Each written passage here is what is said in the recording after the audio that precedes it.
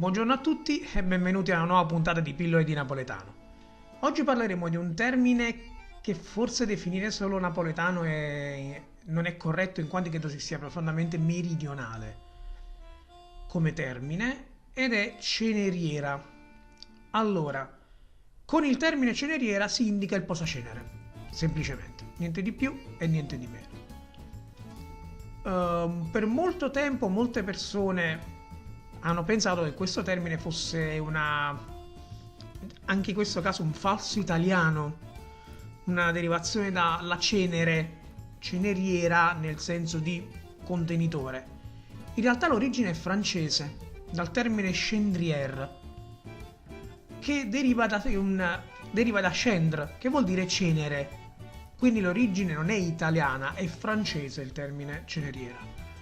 Ed è un termine usato da quasi tutti quanti i meridionali quando stanno fumando, chiedono se in casa c'è una ceneriera.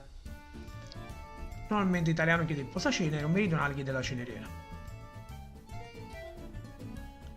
Detto questo io vi saluto, vi ringrazio per l'attenzione, vi rimando a una prossima puntata di Pillole di Napoletano e come si dice sempre a Napoli, ciao Brim!